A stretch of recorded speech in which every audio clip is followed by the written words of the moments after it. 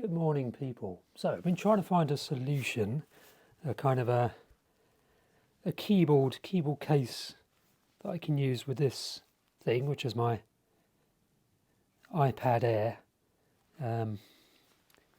Not yet found a decent keyboard, or one that I can use for travelling. So if I travel to Cambodia or Thailand or something, I want to really be able to use this as basically a laptop replacement, so that I can stop having to use my MacBook Air, which is my MacBook Air, which is down there. So I went onto Amazon, and rather than buy the Magic Keyboard, which is the Apple thingy that goes with that, I've purchased this thing, which is a cheaper version of it. So let's take it out packaging, see what we got.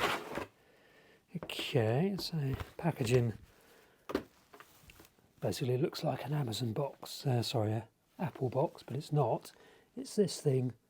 So it's the Nimin, which is Nimin keyboard case, which is essentially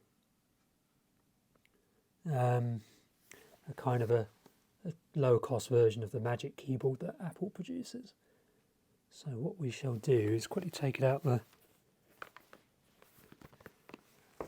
some scissors, take it out the wrapping. It's got some film over it.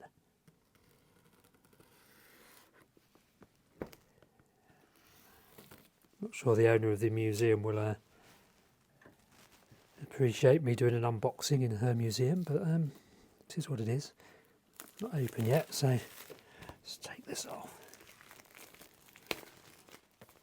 I expected the box with the keyboard in it to be a bit heavier than I'm feeling, so that's reassuring that it's not too heavy. Let's take it out of this case. Yeah, certainly presented it like Apple would. What have we got here? Don't know what that is. Not sure what that is, to be honest. A pad of some sort. It's interesting. Guess I'll find out in a minute what that is. Sure you know. Soft material pad. Maybe it's for a mouse. Or maybe it's for... No, don't know what that is. What do we got here? So this is the actual keyboard. Got some user manual. It's all pretty self-explanatory. So it is Bluetooth connectivity rather than using the three pins that the Apple Magic Keyboard comes with, which is kind of a proprietary component that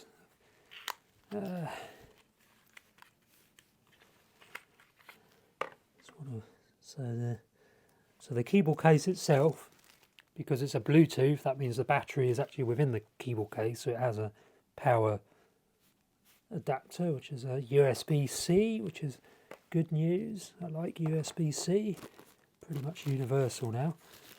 Let's take it out of this wrap. Yeah, it's a nice feel to it. Nice plasticky. It's quite plasticky. Quite light though. It's some of the reviews on Amazon have said YouTube have said it's quite heavy, but it's not heavy at all. Oh, I like it. It looks lovely. So, yeah, it's interesting. Certainly like the keys. They've got plenty of travel. Quite clicky. And they're where you would expect. So unlike the Apple version of this, the Magic Keyboard, this does actually have a function key row. So the keyboard on this one is actually quite a bit bigger than it would be on the Magic Keyboard, which has, I think, slightly bigger trackpad, but because it doesn't have this function row, these keys are kind of, well, there's a big gap basically at the top.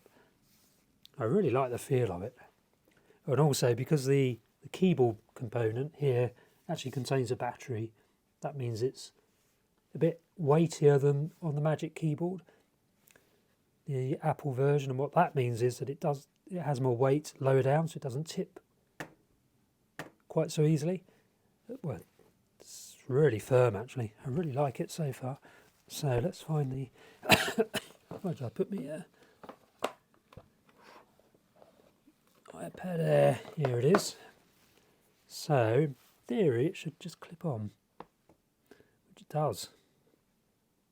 God, they're really strong magnets actually. And let's put you a bit. Yeah, that's good. So you can see these are well clear of the kind of the lip of the bottom edge of the iPad, which is really good. I have to say, I really like the keys. It feels quite spacious. So it's got everything on there in where you would expect it to be. And this was £109, which is probably about $120. So it's on offer on Amazon at the moment. I'll put a link in the description to this video below. But I really like what I'm seeing. So the trackpad is plastic. It's nice and clicky as well. So yeah, what I'll do is I'll get it all set up and have a play about with it, then do another review in a few days. Let's see how it folds. That is so nice.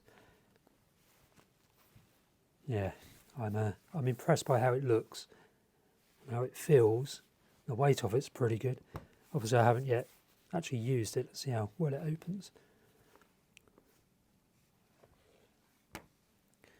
So it's woken up.